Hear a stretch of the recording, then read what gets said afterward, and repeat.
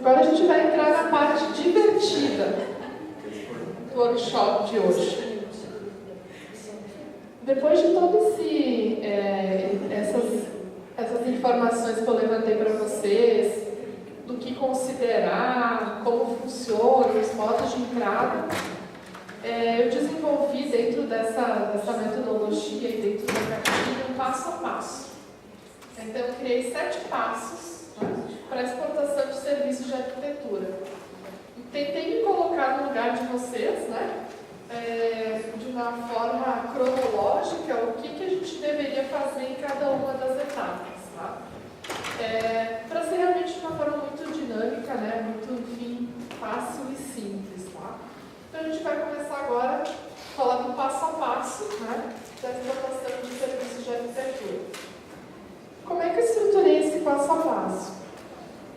Eu fiz aqui então uma avaliação, né, de alguns aspectos que são de nível organizacional, avaliação interna, preparação do escritório. Essa parte, número 3, são o entendimento dos trâmites de exportação, adequação interna para a exportação, planejamento estratégico da exportação, conhecer o setor de arquitetura e efetivação da exportação. Então, no meu entendimento, eu vou entrar em cada um desses pontos para a gente, né, estar conversando e batendo um papo. Bom, tomada a decisão, vocês decidiram que quero exportar, esse seria um pouco o como, né? O que eu devo fazer em cada uma das etapas. Se tiver alguma dúvida de novo, né, então, vai perguntando. Esse material vai ficar para vocês, tá? Eu vou estar disponível. Muito bem. Vamos iniciar pelos aspectos internos. Quando a gente fala de avaliação interna, esse material que vocês receberam aqui da segmentação, né, foram 4, 5 meses, né, de trabalho. A gente percebeu, e eu defendo isso muito ao longo dos anos, que para a exportação a gente precisa ter alguns aspectos de maturidade exportadora, que isso vocês vão ter com o tempo, né? Ninguém nasce, né, exportando, então a gente vai evoluindo no processo de maturidade, e alguns aspectos que são gerenciais. Então, o que eu, como organização, preciso me preparar para poder competir no mercado internacional. Vocês vão perceber nesse material também, que ficou pronto, ficou lindo, né,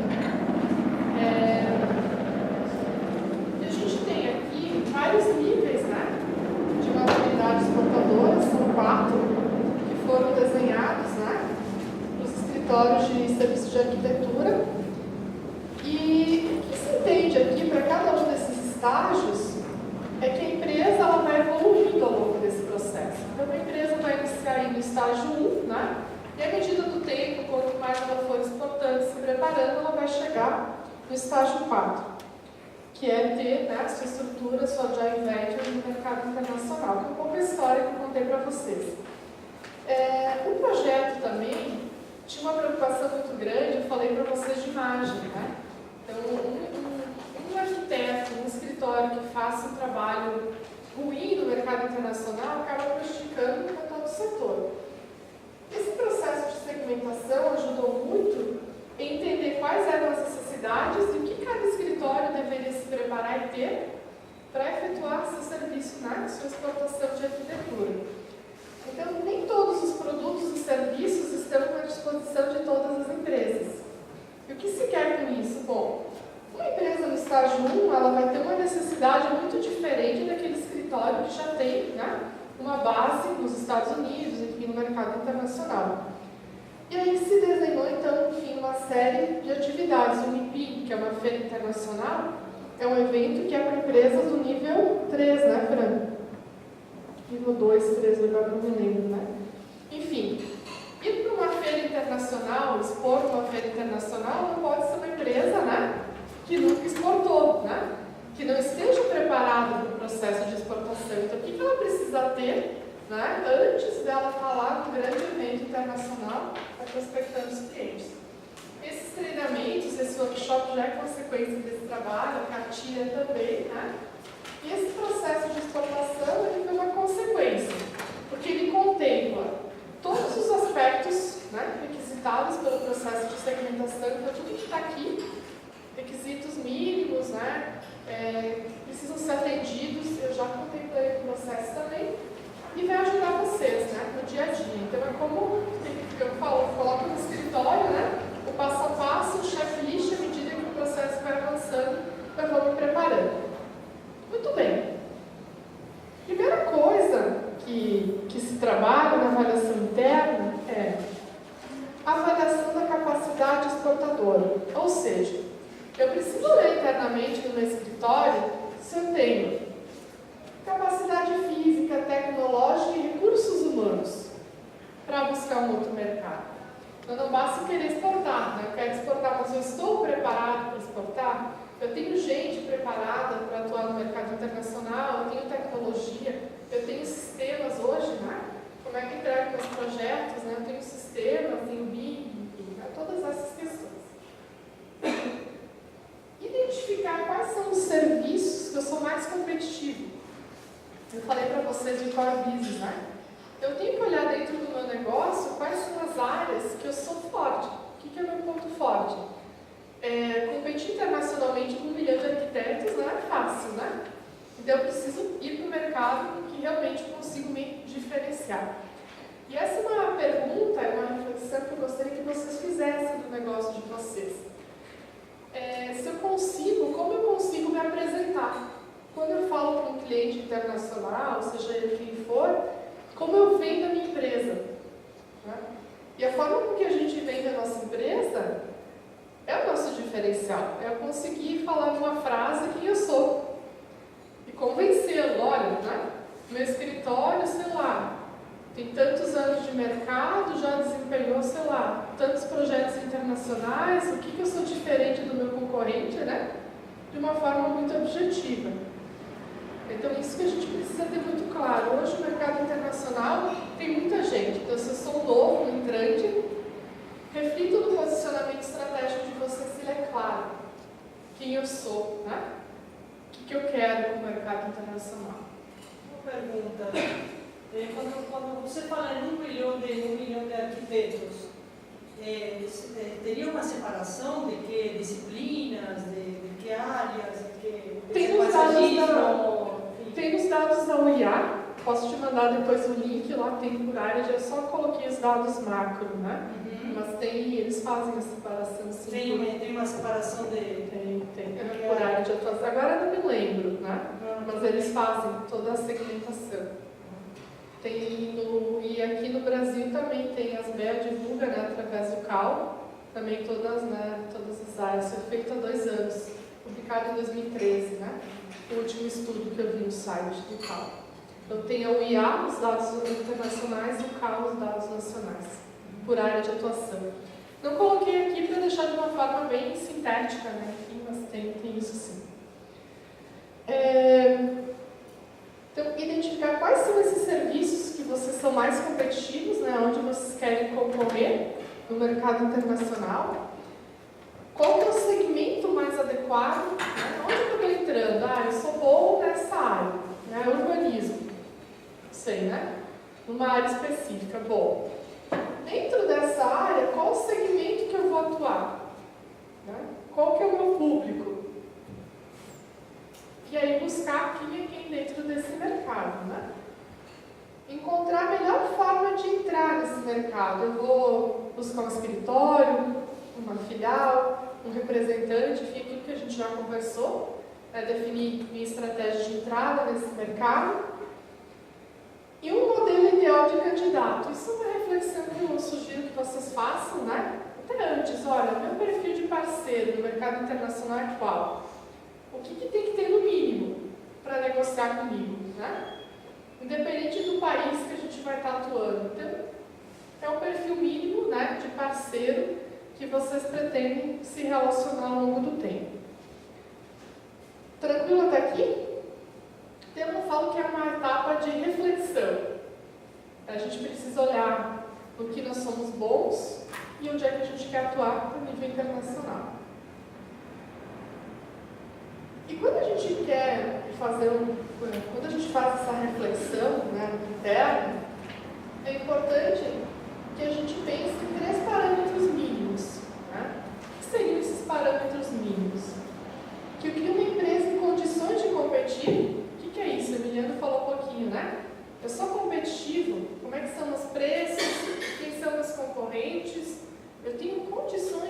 competir nesse mercado, se não tiver, melhor é buscar outra alternativa. Né? Não adianta entrar com aquela estratégia naquele mercado, né, se eu não consigo competir com ele. Preocupar-se em transferir esse serviço de uma forma competitiva. Então, como é que eu vou transferir esse serviço, né, ele vai ser competitivo lá naquele mercado-alvo. E gerenciar os mercados. Quais os mercados que eu quero atuar?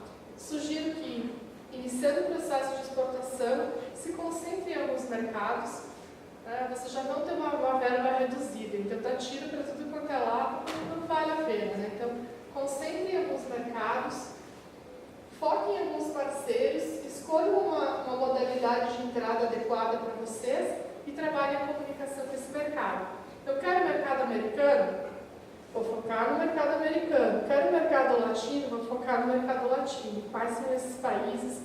Quem que é o órgão que regulamenta naquele país? Comece a estudar e me preparar, né, para esse processo de entrada. Então, ok quanto à avaliação? Primeira etapa é mais de caráter interno, né? Então não tem grandes, né? Não tem investimento ainda, eu falo, né?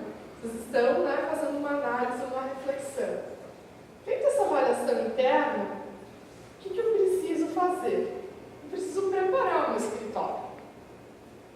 Eu quero ir para o mercado internacional, eu preciso de uma etapa de preparação. O que seria essa etapa de preparação?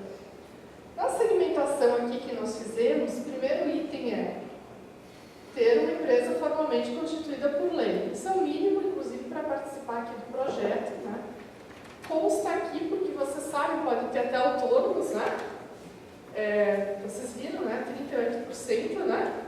São 38% são autônomos, então, para poder participar desse processo, realmente precisa ter uma empresa constituída, né, por lei, senão fica muito complexo.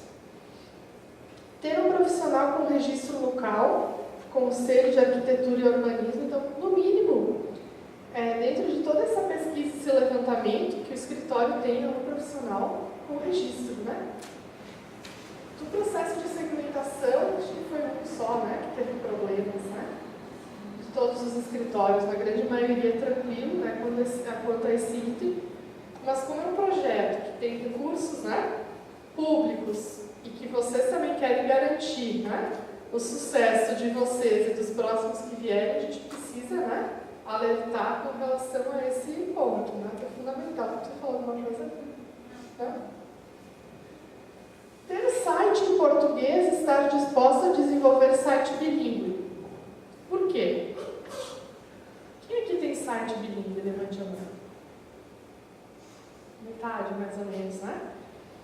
Então, o que a gente pede, a recomendação nessa etapa, é que a empresa esteja disposta a fazer esse investimento, tanto no site quanto no seu portfólio, né, de produtos, que com certeza já tem em português, que esteja disposta a fazer esse investimento em inglês. Mas não quer dizer que já nessa etapa de preparação tem que estar feito, mas ela tem que saber que tem que fazer. Não tem como partir para uma prospecção internacional sem esse investimento. Então, nessa etapa, a gente considera como, né, um alerta. Se você não tem ainda, coloque isso no seu radar para que esse investimento seja feito. Ter certificado digital e procuração eletrônica no Ciscoserv. Vou explicar para vocês o que é, né? Mas é um outro requisito importante, né? Na pesquisa que nós fizemos com os escritórios de arquitetura, praticamente ninguém conhecia. Né? O Ciscoserv é super novo, né? Mas eu vou mostrar aqui para vocês. É um sistema que consegue regulamentar e parametrizar todas essas transações de exportação. Então, se vocês não têm um registro no Ciscoserv, todas essas exportações de serviços de arquitetura não aparecem em lugar nenhum. Então, não se tem registro. Tá? Então, é fundamental, né, que as empresas comecem, tanto designers, arquitetos, né, quem trabalha com a área de serviços, que façam, né, esse registro. Depois eu vou mostrar para vocês o Ciscoserv. Tá? Mas, enfim, aqui a gente está, né, no item 11, né? Então, não tem nada complexo daqui, não é? A gente está falando de coisas básicas. Mas eu vou falar para vocês coisas básicas que muitos escritórios caíram de nível, empresas já com estrutura no exterior, com joint venture, que estariam no estágio 4 e caíram para o estágio 3. Algumas até para o estágio 2, por não ter algum requisito gerencial. Então não basta eu ter um contato, né? Tenho parceiro lá fora do escritório se eu não estou preparado. Não tenho nada, meu portfólio, não tenho nada, né, para atender esse cliente. E aqui eu só deixei para constar, né, que tudo que vocês viram, né, que eu coloquei para vocês, é o cumprindo o estágio 1 potencial de segmentação dos escritórios de arquitetura. Então você entende que esses são os arquitetos que participaram de todo esse processo, os requisitos mínimos para iniciar uma exportação. É ter aqueles itens que eu citei. Como é que é feito esse controle? O processo de segmentação foi feito ano passado. Então, a partir de agora, as novas empresas, né, as que já estavam, elas precisam responder um questionário, né, que é esse questionário de segmentação. Ela vai ser enquadrada dentro desse processo.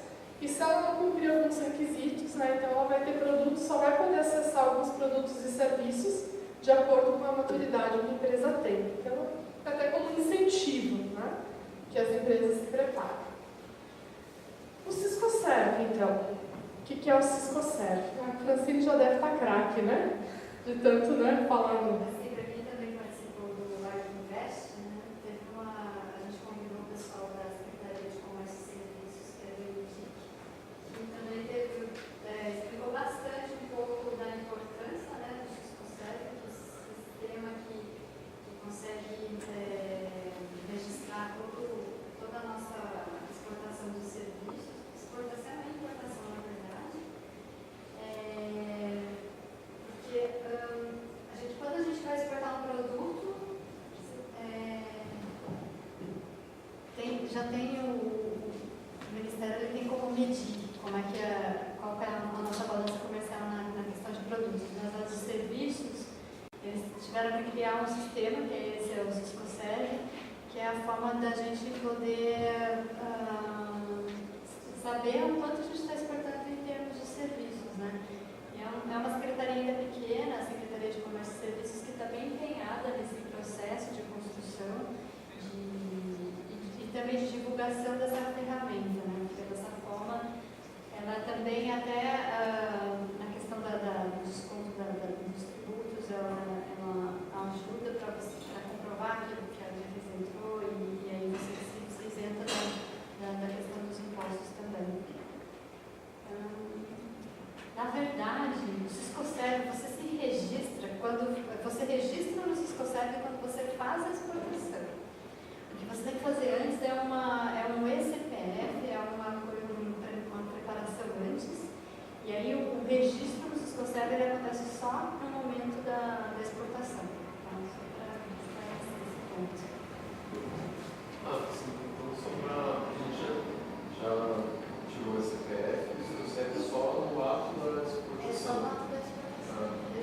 Tem o conhecimento do processo, né, do procedimento, mas o registro mesmo você só efetiva no ato. Com esse CPF você tem acesso ao sistema, essa parte é burocrática, você tem que ter, né? Você sabe, né? Toda a documentação. Então, no momento que você tem toda essa documentação pronta, você já está, né? Tem o acesso ao sistema com login e senha, e a partir disso, a cada exportação você faz um registro, né? Esse registro ele ajuda a comprovação, sai um documento que você anexa toda a documentação da exportação. Então, também uma comprovação, né? Que você fez uma exportação, né, uma divisa, né? Então fica tudo legalizado, né? Se você não legaliza, você não está pagando imposto, né? Você é isenção do imposto. Só que se você não legaliza, no futuro pode ter problema. A gente sabe que a Receita Federal é a única que pode colocar todo mundo na cadeia, né, hoje.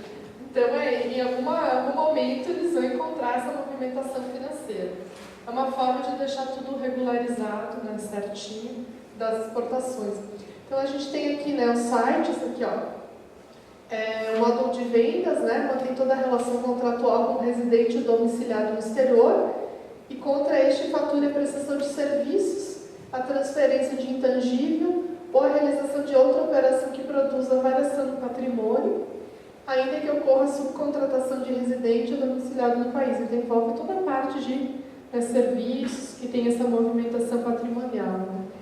O acesso ao sistema, então, ele é disponível, né, através do site da Receita Federal, né, nesse link. Vocês conseguem, até se vocês entrarem no site, vocês vão ver que tem todo o tutorial, como funciona, né, isso é toda uma explicação. Tá? Mas é interessante, eu ressalto e coloco para que vocês já comecem, né, a interagir com o Ciscoserv. Né? Quando chegar o momento, né, já façam o CPF e tal, quando chegar o momento já está tudo pronto. Aqui então um pouquinho do fluxo, né, de como funciona. Então, o usuário ele tem esse certificado digital que é o que você já fez, né? A partir do momento que tem o certificado, ele tem acesso, né, através dessa procuração representante e entra no sistema. Então, esse é o primeiro passo, né? Você precisa adquirir esse certificado, né? E aí você consegue ter acesso ao sistema, né? Ou você dá uma procuração para o representante, né? Ou para você mesmo, né? Que consegue acessar o sistema. Essa é a dinâmica, né, do Ciscoserv. Tranquilo? Com relação ao entendimento dos trâmites de exportação, né? Então, vocês fizeram toda a adequação da empresa, né? Análise interna, avaliação interna, os trâmites de exportação, a parte de adequação da empresa, agora o entendimento dos trâmites de exportação. O que seria isso? Para mim, essa é uma etapa fundamental, porque é mais ou menos onde vocês estão agora, é onde a gente pede ajuda, né? Como é que eu faço, né? Eu quero começar a exportar, já tenho, alguns de vocês já tem site, já tem uma série de questões, o que eu coloquei aí, quem ainda não tem consegue resolver, eu falo, em 30 dias, né? 30, 60 dias, então não é nada muito complexo. Mas aqui começa a parte mais árdua, né? Que é identificar quem são os indutores de exportação. Né? Então, a Francine está aqui, vocês estão nas BER, é um dos indutores, ajuda, a Apex ajuda muito na exportação, né? Então aproveitem esse incentivo, é a Agência Brasileira de Promoção às Exportações e aos Investimentos. Tenho certeza que até na área de investimentos deve ter oportunidades para vocês, né? E quando a Apex capta investimentos, né, estrangeiros aqui para o Brasil, com certeza vão fazer alguma obra, né? Em algum momento, né, vocês podem estar envolvidos nesse processo. E as bases, a Apex tem vários escritórios internacionais que ajudam muito. Então, um pouco a etapa que vocês estão, quem pode ajudar? As Bea está aqui, com certeza, se a Francine não tem os contatos, ela sabe quem recomendar, né? Como que vocês acessam o que a Apex tem e quem são esses outros parceiros. Analisar esses mecanismos de apoio, né? Então, como que vocês conseguem, né, esse apoio internacional, seja ele de informações, né?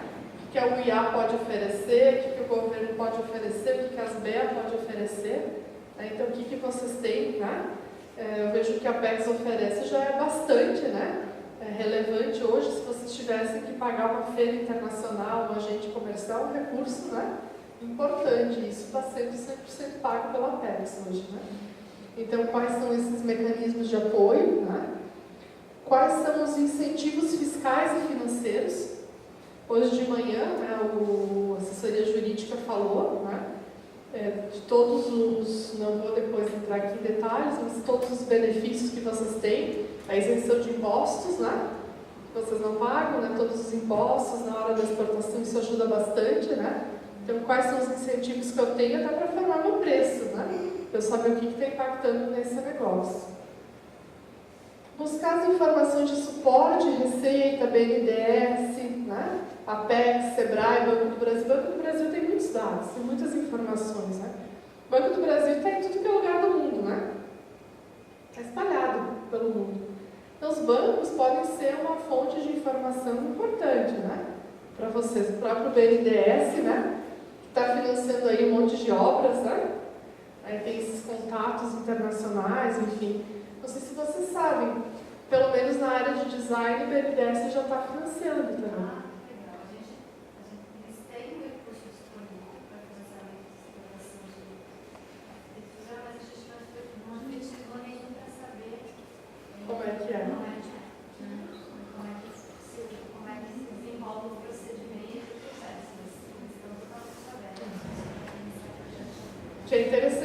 acessar, né, esses recursos.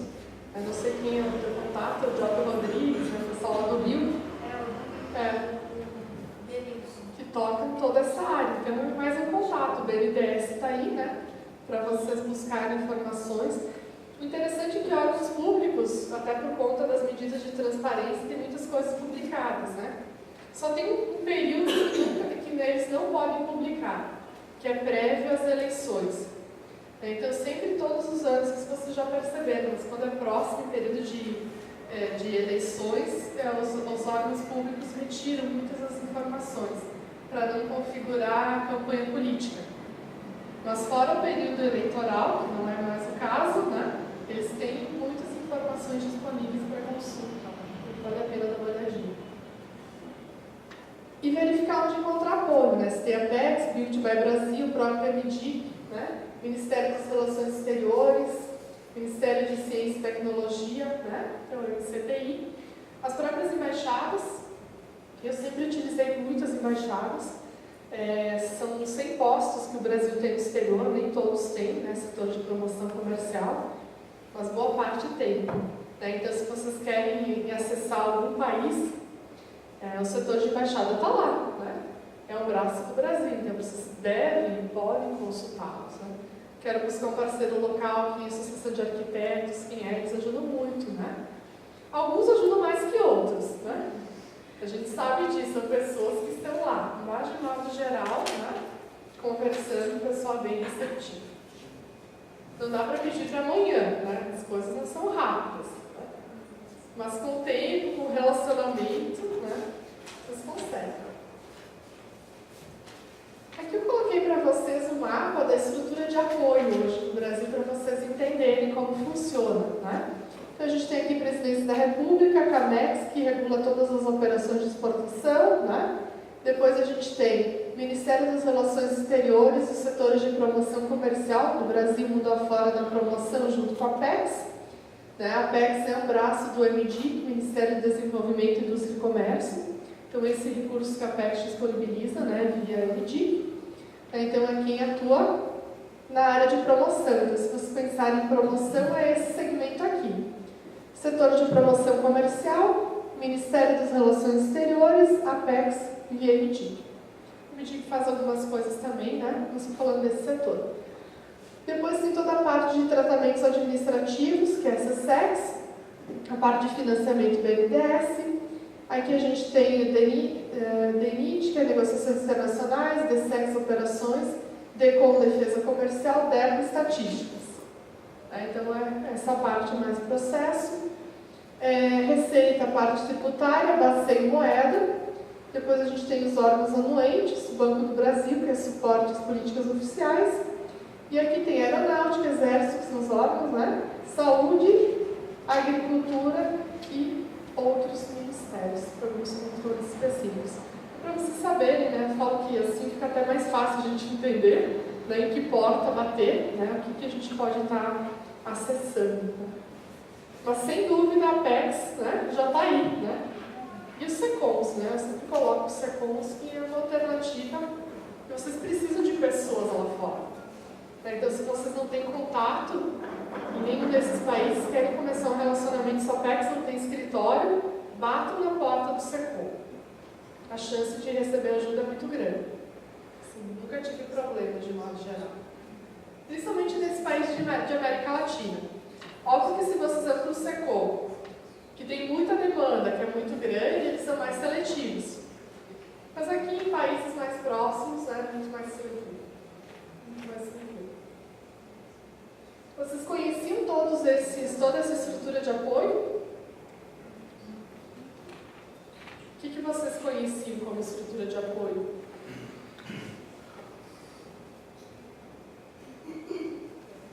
Todos os deles. As letras dele. SECOM, APEX, RMS. Mudando grana, você botou, fica mais claro. Fica mais claro. O entendimento de quais eram, ok. Os caminhos das pedras. Caminho das pedras. Abrir o caminho, né? Eu gosto desse material porque isso ele ajuda, né? A gente sabe que na hora de pedir ajuda a gente tem que ser assertivo, falo, né? Se você vai pelo caminho errado, o negócio se perde, né? Que ele dá uma clareada mesmo. Muito bem. Depois que eu fiz isso, que eu entendi, então, né, toda a parte de entendimento, eu faço efetivamente a adequação interna para a exportação. Aqui eu tenho que colocar a mão na massa no bolso, né? Que eu falo, tem que colocar a mão no bolso, né? Não tem jeito, né? A parte do desembolso de vocês. De tudo que a gente viu até agora, da minha experiência com o setor de vocês, essa é a parte mais difícil. Que eu percebo, né? Que ela não é simples de ser implementada, que envolve investimentos mesmo, né? Vários escritórios tiveram problemas nessa etapa aqui de adequação. Não quer dizer que tudo que conste aí tem que ser implementado ao mesmo tempo, mas à medida que as exportações vão se efetivando, são requisitos mínimos, que são: eu preciso ter um profissional dedicado ao desenvolvimento de negócios, né? Na área de gestão e planejamento. Então não adianta, eu tenho que ter um profissional dedicado, não quer dizer que aqui eu esteja falando, né, André está falando, tem que ter um profissional de exportação. Não é isso, né? Mas alguém que seja dedicado à gestão, né, e que tenha esse contato com o cliente, né, então que seja responsável por isso. Ter um profissional bilíngue, não tem jeito, né? Se você vai atuar no mercado internacional, alguém tem que falar, de preferência essa pessoa, né, que vai fazer esse gerenciamento dos negócios, que ela seja fluente. Imagine se a pessoa não é. Toda vez tem que mandar para traduzir e voltar, né? Então a gente perde muito da comunicação. Um atendimento eletrônico pessoal bilíngue, né? Que a gente consiga aí, né? Alguém que responde e-mail, secretária, né? No mínimo isso, né? Que atende o telefone. Isso acontece nas empresas de vocês, né? Mas eu brinco que a secretária, quando vê que é inglês, né? Quer se livrar, né? Quanto antes, né? Daquela ligação. Mas pelo menos alguém que saiba, né? Pedir com quem quer falar. Né? A gente nunca sabe quem ligou, né? Descobre na hora, mas enfim. O conhecimento dos trâmites de exportação de serviços, que é o que eu estou passando para vocês agora. A gente percebeu ao longo desse trabalho de segmentação que muitas empresas desconheciam os trâmites de exportação de serviços. Então, vocês já estão sendo privilegiados também, né? Já estão passando por esse processo que a gente consolidou todos esses dados depois de um ano, né? Em consolidar quais são esses trâmites, né? Ter essa assessoria local para entendimento das exigências técnico-legais para cada mercado. Eu tenho meu parceiro local, né? Que vai ajudar a entender como funcionam as coisas nesse país que eu quero atuar. Relações comerciais com escritórios ou empresas de forma pontual, pelo menos. Então, eu preciso ter um relacionamento, né? Nem que seja de forma pontual com esses escritórios, né, internacionais, para estar nessa etapa. E utilizar o sistema de gerenciamento BIM, Building Information Modeling, que é uma recomendação, né, hoje para as transações internacionais. A gente sabe que nem todos têm, né, mas quem está, né, desenvolvendo projetos a níveis internacionais vai ser um investimento, né, enfim, ter o sistema. Alguma dificuldade aqui? Onde que vocês percebem que é mais difícil do ponto de vista de vocês? Tranquilo? Tudo é possível. Por em prática, né? É mão na massa.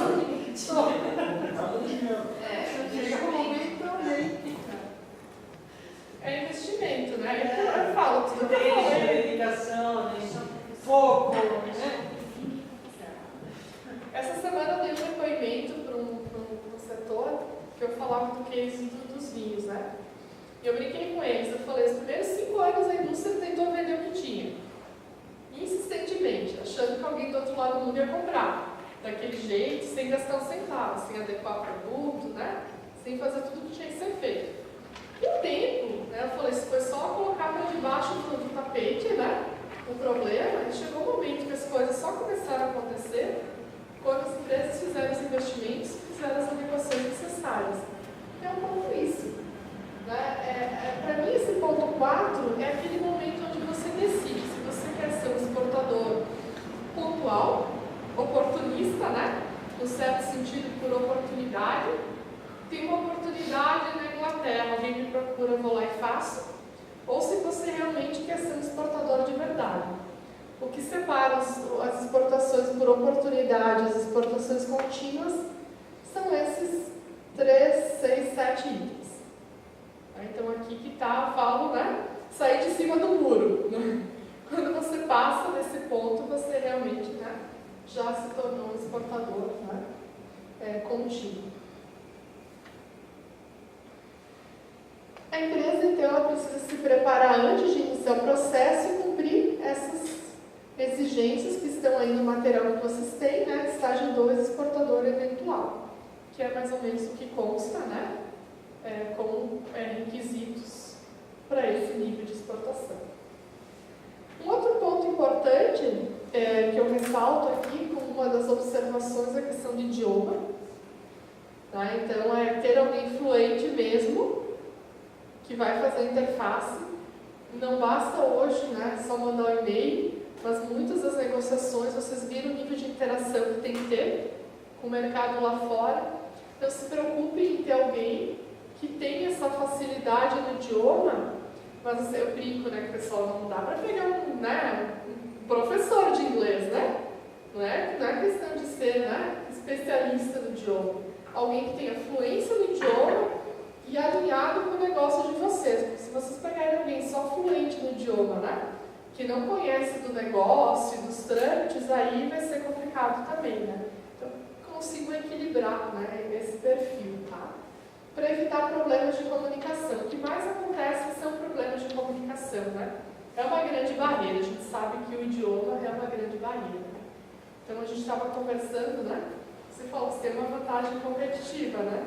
Que ela revelou que é chilena. Eu falei, nunca ia adivinhar, né? Ela fala fluentemente português, né? Então, o fato de falar 2 idiomas hoje é uma grande vantagem competitiva, né? Eu brinco com inglês e espanhol, a gente vai em qualquer lugar do mundo. Não é? Então, tem esses 2 idiomas fluentes, né? A gente, menos na China. Na China é um pouquinho mais difícil, né? Mas, Só de negócio. e na França, né? Também, esqueci desse detalhe. Né? Na França, com inglês e espanhol, a gente também não vai muito longe. Né? A gente tem dificuldades. Muito bem. Não é verdade? Quem que foi para a França, né? Você faz a pergunta em inglês, eles respondem em francês, né? É cultural, né? Resistência cultural. Eu fiz uma feira no passado, e meu marido foi quando eu decidi fazer francês. Muito antes de trabalhar com os vinhos. Nós fizemos uma feira de móveis na época. Gente, as pessoas não pegavam o nosso folder. A gente não falava francês, né? Numa feira. A feira hoje não existe mais, né, Flávio? Não se adequaram ao mercado internacional, né? A feira hoje sumiu do mapa. As feiras hoje são todas na Alemanha. Incrível, né? A Alemanha virou o país das feiras. Por quê? Tudo funciona, né? Você não paga metrô, né? O transporte já está gratuito. A feira funciona, que é uma maravilha. Começa às 9 da manhã pontualmente, termina às 6 da tarde pontualmente. Tudo funciona, ninguém reclama de nada. Eu fazia umas feiras na França que, nossa, eu sofria meses antes de ir, durante e depois, né? Porque realmente era tudo sofrido. Eu sabia que a taça não ia chegar. Como você serve vinho sem taça, né? O gelo, então, chegava no final do primeiro dia, né? Mas, assim, a gente sabe que é cultural. E a Alemanha se deu bem, né, nesse negócio. Lá no vinho, que é na França, tinha muitos produtores franceses que também não falavam uma língua dos franceses. Né? Ele quer fazer negócio, mas ele não fala inglês, não fala inglês. É clássico, né? É clássico. É bem difícil, né? O mundo do vinho passa muito, né? Pela França, né? Mas eu brinco, hoje o mundo do vinho fala espanhol, por incrível que pareça, né? Porque os grandes produtores de vinhos, né? Você vai numa feira de vinho, todo mundo fala espanhol. Eles também, né? Tem que se dobrar um pouco a isso, mas é assim, né? A gente sabe que é cultural. Era sofrido. E sem contar que a feira de vinho era no mês mais quente do ano, que obviamente o ar-condicionado não funcionava. Imagina uma feira de vinho, né? Quente, né? Tudo bem, só para ser com emoção. Muito bem. Vamos falar de planejamento? Quem aqui aqui, qual escritório já tem o seu planejamento estratégico definido e claro? Levante a mão. 3. Tá? Então a gente sabe que não é à toa que já está aqui na 5ª etapa, né? O planejamento é uma etapa crítica, fundamental. Queria falar um pouquinho sobre isso, porque boa parte dos insucessos na exportação é por conta de empresas que não têm um planejamento. Não tem um planejamento claro. Então, geralmente começa a exportação por oportunidade, eu tenho alguém que me procura, né, em determinado país, foi naquela feira, mas a empresa não tem claro o que ela quer, qual que é a estratégia dela. Tá? Qual área quer atuar, qual segmento, qual que é o meu foco, quais os países de atuação. Eu não tendo isso claro, acaba sendo um grande dificultador, né, para inclusive fazer a expansão internacional. Por quê? Exportação envolve investimentos. Concordam comigo? E se não tem um planejamento claro, como é que você vai fazer investimentos? Não tem como. Então acaba ficando naquela exportação básica. Se surgir, ok, mas eu não vou para uma feira, não faço uma prospecção, né? Eu não tenho algo planejado. Fica tudo mais complicado. O que a gente coloca aqui como fundamental, né, nessa etapa de planejamento? Então, para que vocês fiquem aqui, né, com uma listinha, tá? Conhecer as características do seu serviço, né, então, o que vocês estão oferecendo comparado com o mercado, né? Trabalhar uma prospecção no mercado de atuação de vocês. Então, o mercado que vocês vão atuar, façam uma prospecção. Estudem a concorrência. É incrível, né? Mas muitas vezes a gente vê que as pessoas não olham para a concorrência.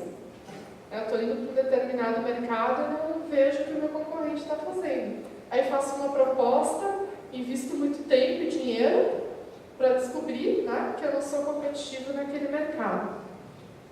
Então, fundamental, análise do setor, conhecimento do segmento de mercado que eu vou estar atuando, os riscos, gente. A gente precisa conhecer os riscos, né? Tem países que o risco é muito mais elevado, concorda comigo?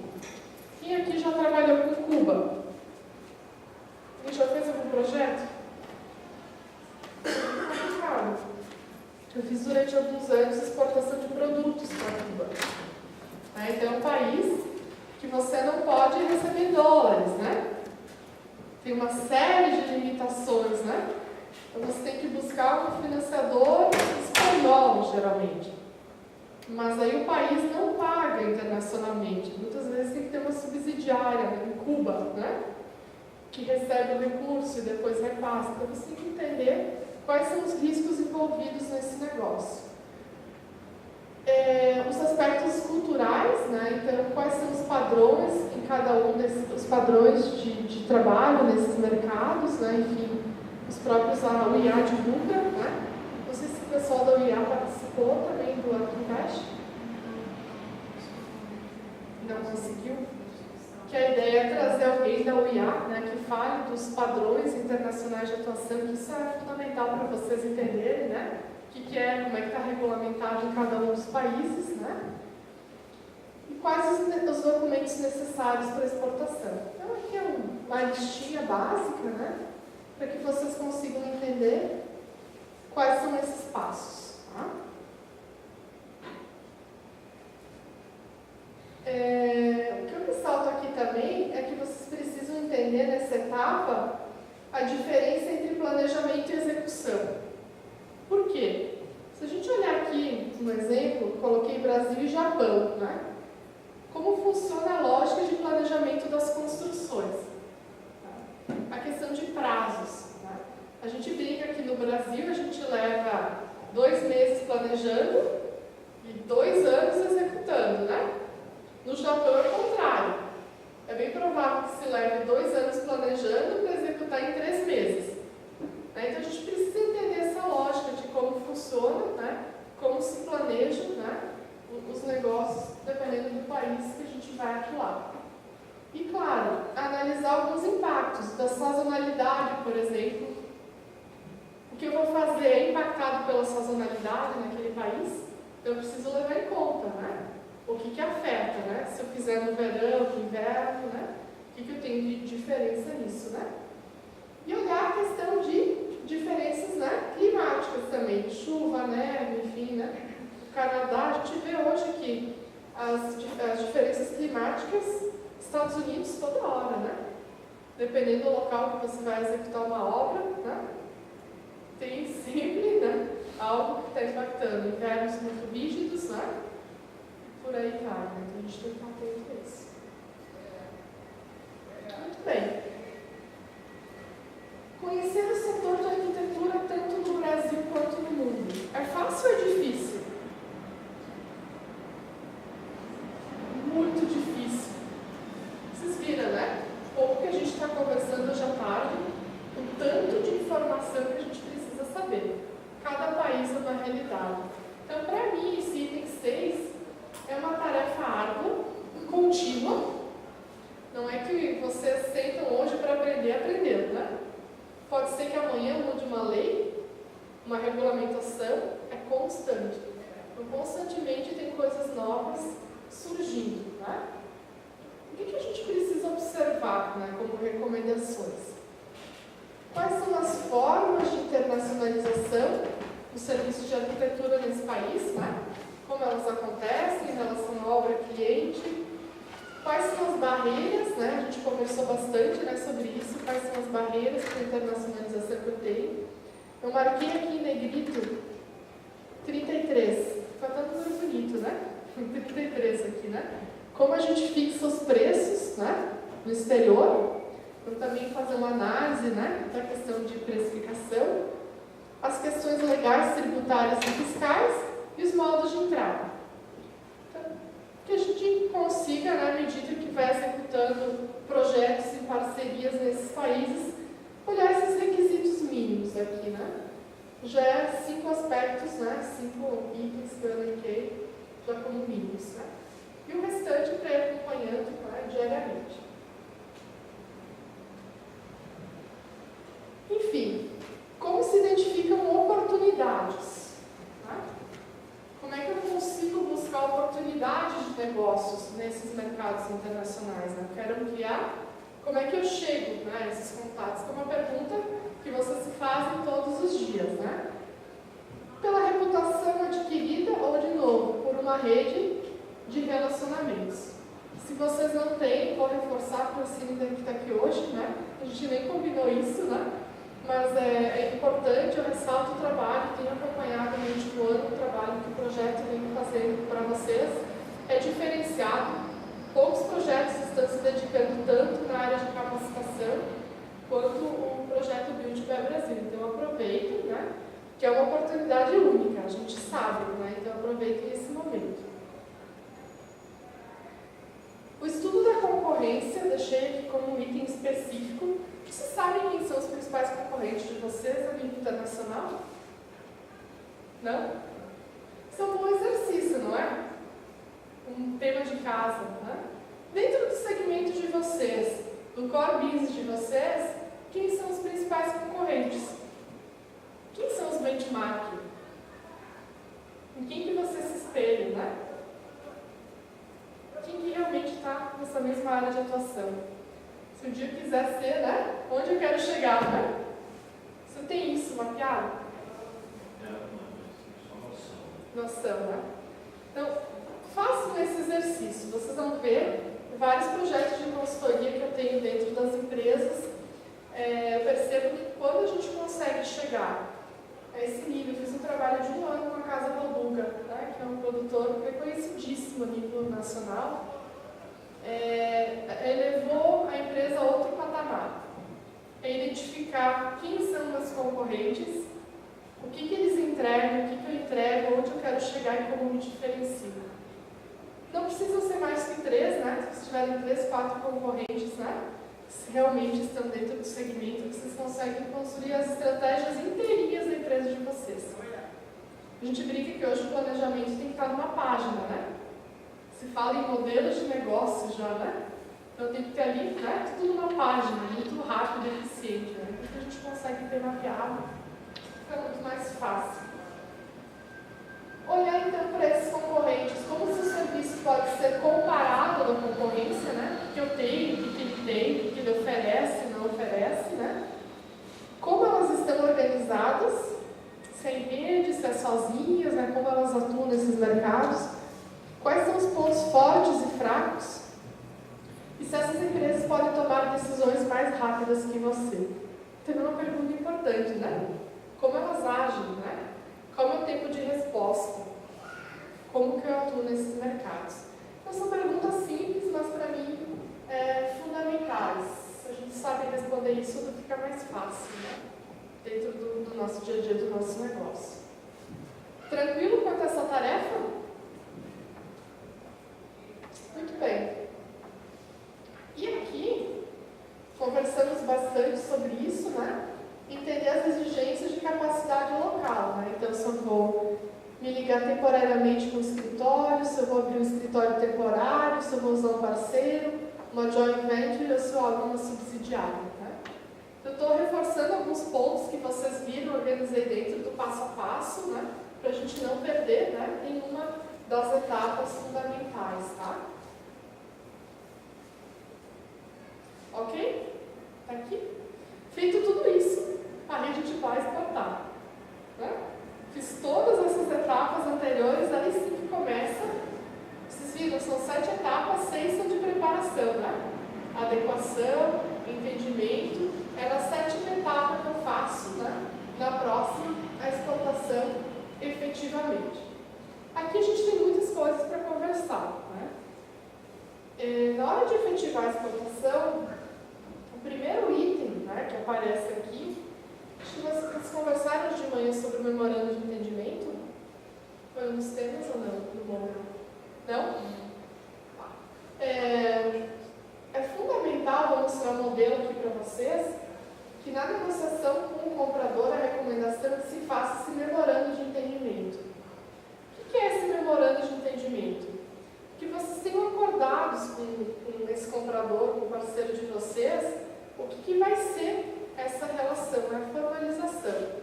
Eu brinco, né, que nós brasileiros, a gente não gosta de formalizar, né, de assinar documentos, assinar contratos, mas é fundamental no relacionamento internacional que se tenha alguns documentos mínimos, né? E um deles é o memorando de entendimento. Vou mostrar depois para vocês, vou entrar em mais detalhes, né? Mas não esqueça, tá? A gente dá um modelo, uma referência, tá? Que vocês sigam, né? Que a gente tem aqui algumas coisas básicas. A questão do briefing, que a gente já conversou, tem uma elaboração de um briefing muito claro, né, e objetivo do que realmente vai ser realizado, né, qual é o projeto. Que a gente tenha muito claro quais são os documentos necessários para a exportação naquele país. Então, o que eu preciso em termos de documentação, de registros para exportar, né, para desenvolver aquele projeto. Que eu faço um contrato, uma palavrinha só tão pequenininha, né? Mas tão complexa, né? Que eu faço um bom contrato, até porque o contrato eu faço depois. Então, se tem um bom memorando aqui de entendimento, vejam quantas coisas eu já fiz antes do contrato. Por isso que a gente fala no novo, né? Não esperem só o contrato, porque vocês já trabalharam muito, né? Antes de ter, né, esse contrato formalizado, antes de assinar o contrato. A preparação da documentação, então aqui a gente fala da fatura comercial, da invoice, que é o documento internacional, né, para a transação de divisas. Então vocês vão precisar de uma fatura comercial, que vou mostrar o modelo aqui para vocês, né? O recebimento do câmbio, conforme as fases do contrato. Então aqui, nos casos que vocês exportam efetivamente, né, o serviço, vocês vão estar recebendo divisas, né? Estou recebendo euros, dólares, tem que ser sempre uma moeda conversível, né? Então, se eu faço um trabalho com a Colômbia, eu posso escolher dólares ou euros, né? Mas eu preciso utilizar uma moeda, né, conversível, conforme previsto pelo Banco Central. Fecho o câmbio, né? Faço o fechamento da exportação, o agradecimento e inicio o acompanhamento, aqui a construção do relacionamento. Então, um pouquinho passo a passo, né, do quanto é fundamental eu cuidar de cada uma dessas etapas. Com certeza, se eu fiz tudo isso bem, até o fechamento, agradecimento, né? A construção do relacionamento, ela é uma consequência. Se não for mais com aquele cliente, vai ser com outro, né? Eu vou ter um escritório parceiro que está lá, que vai me ajudar a prospectar outros clientes, né? Com o passar do tempo. Aqui um pouquinho sobre o MOU, Memorando de Entendimento, né? Que eu falei que ia explicar, né, em mais detalhes. Ele é, então, um acordo bilateral entre duas ou mais partes. Ele vai expressar a convergência de vontades, né? O que cada uma das partes quer, né? É frequentemente usado nos casos em que as partes ou não implicam um compromisso jurídico ou em situações que não podem criar um acordo juridicamente vinculativo, né? Então, estou fazendo um memorando de entendimento, não tem teor ainda, né? Jurídico, legal, tá? É uma alternativa mais formal ao acordo informal, aquilo do fio do bigode, né? Eu coloco no papel alguns termos, né? Então ele formaliza, né? Constitui um contrato de ligação. Tenho certeza que qualquer um de vocês, quando assina um MOU e fala que por um ano, né? Ou nos termos, ou não vou fazer isso, vou fazer aquilo, a gente, né? Quando você coloca a sua assinatura lá, todo mundo pensa com mais carinho, né? Em como vai ser a execução do projeto e tudo isso. E os elementos necessários, então recomendáveis, a oferta, aceitação, considerações, intenção de estar legalmente assegurado. Né? Então, o que se, né, busca escrever dentro do memorando. Aqui está em inglês, está pequeno, tá? Deixei só um modelinho para vocês, para que vocês tenham, está em inglês, tá? As partes, né? Qual que é o background, né? A importância do parceiro, porque o parceiro é importante, o propósito, aqui o que é o acordo, se tem ou não tem vínculo financeiro, a duração, as informações de contato, os representantes, as assinaturas e as testemunhas. Bem tranquilo, né? É apenas um modelo, a gente pode fazer um memorando de várias páginas, né? A ideia é que não seja essa, né? Seja bem específico, objetivo, né? E claro, tá? Quem aqui já trabalha com memorando de entendimento? Já trabalha? É mais ou menos nessa linha?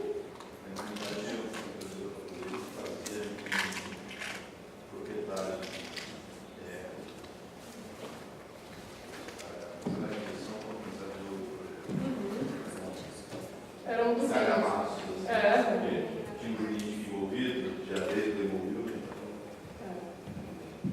mas funciona, funciona.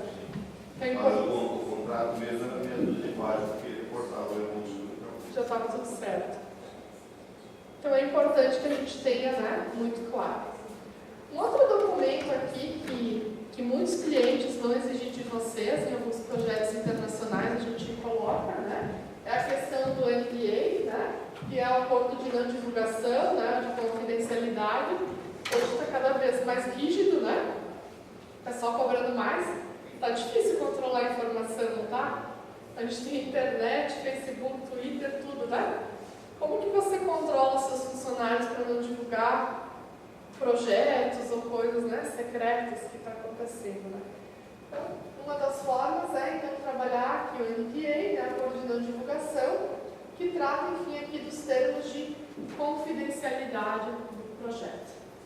Também um documento comum para vocês, né?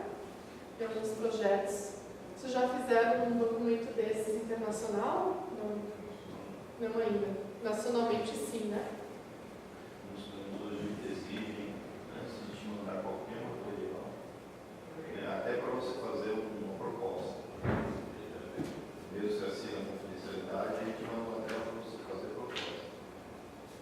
Para onde estamos caminhando, né? O mercado está indo por aí, né?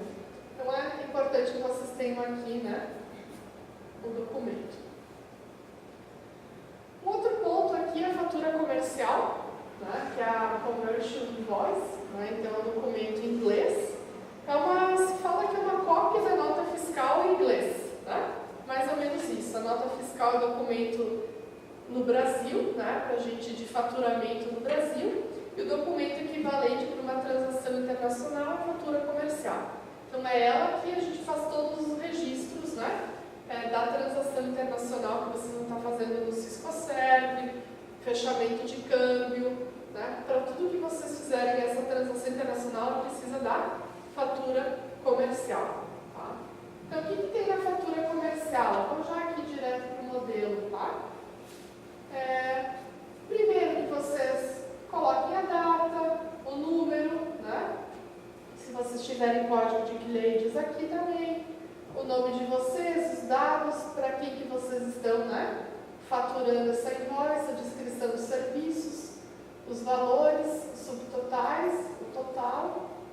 E aqui vocês podem colocar, sempre coloquem, tá? Os termos de pagamento, prazo, né, que vocês estão dando, né? Os dados bancários, né? Então o cliente vai estar transferindo para vocês. Nunca esqueçam, tá? De colocar os dados bancários na invoice. Que eu falo é chato, quem não está acostumado a fazer transação internacional, se você não tem todos o ABA, o SWIFT, todos aqueles detalhes, se não está tudo direitinho especificado, o dinheiro não chega. Tá?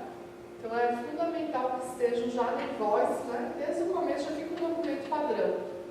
Né? O pagamento sempre é feito em bancos brasileiros, deve ter várias formas, né, de se fazer isso. Nem todos os bancos aceitam os recebíveis internacionais, né? Agora, sempre que eu não faço fechamento de câmbio, mas Banco do Brasil, né? Caixa não fazia, acho que não faz ainda. Caixa Federal não faz, então você também tem que ter cuidado do banco que vocês operam, né? Banco do Brasil com certeza, né? Esse qualquer câmbio, né? Você fecha via Banco do Brasil. HSBC, né?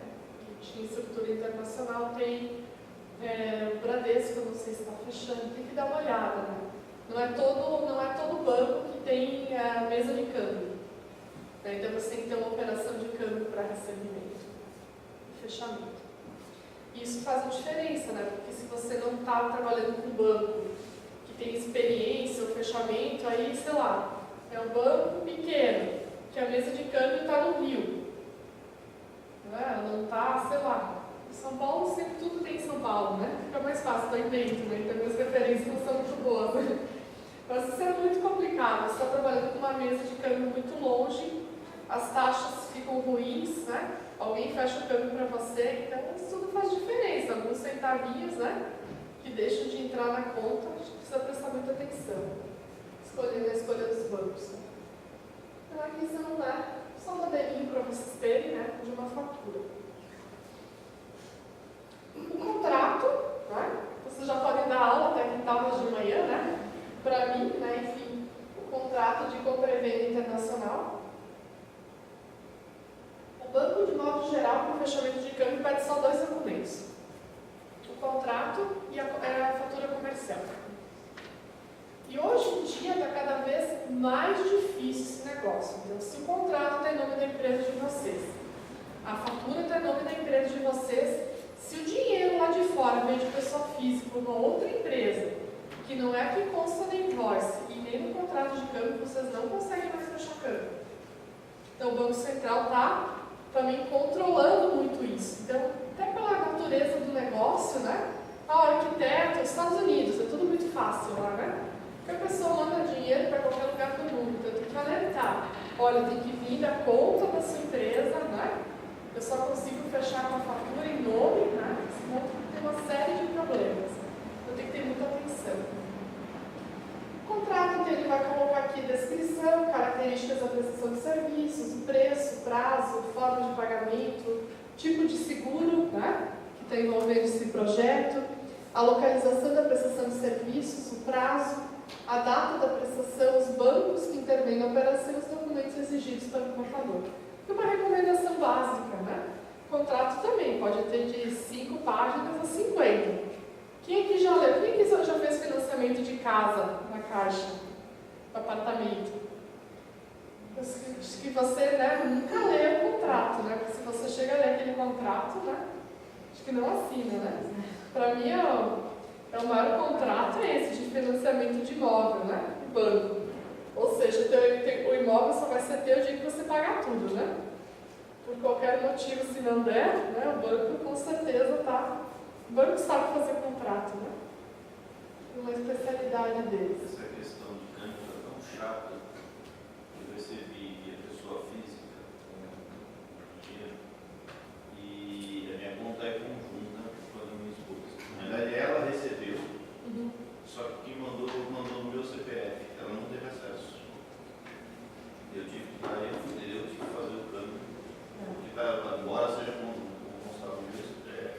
E apresentar a documentação, né? Eles estão apertando cada vez mais isso. Tem que apresentar toda a documentação. Isso na pessoa física. Na jurídica, então, deve estar mais chato. Tudo certinho, cada vez mais, né? Então, Eu ainda tenho uma prerrogativa na física que eu consigo fazer via telefone. Mas na jurídica. não consegue. Fechamento de câmbio por telefone, né? A HSBC tem uma estrutura internacional, né? Então ajuda. Por isso que me veio à mente, né? Banco do Brasil e HSBC. Eu fazia muito fechamento de câmbio com o Banco do Brasil, que é uma estrutura muito bem montada. Banco do Brasil. Taxas muito melhores. Ninguém mais competitivo que o Banco do Brasil para fechamento de câmbio. É o maior banco. Boa parte das operações, carta de crédito, né? É difícil não passar pelo Banco do Brasil. Então, quem vai trabalhar com o mercado internacional, gostando ou não gostando, né? Vai ter que abrir uma conta. Não tem jeito, né? Porque eles dominam, né, essa parte de transações. Tem gente mais especializada também. É franco, não tem jeito, né? Hã? Quê? Uma controvérsia. O quê? Elas são as pessoas especializadas. Teoricamente, né, na área de que tem mais gente, né? Mas enfim, né?